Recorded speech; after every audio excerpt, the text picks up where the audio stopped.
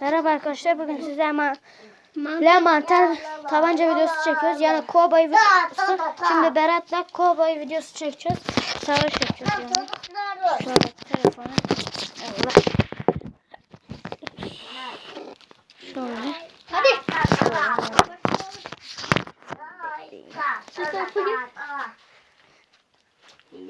Dur. Şöyle geç.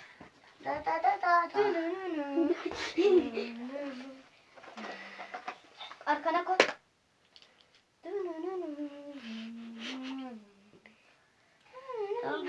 Çıkart. 1, 2, 3. Annem. What the fuck? Arkadaşlar, siz de mermi yemek ister misiniz? Ben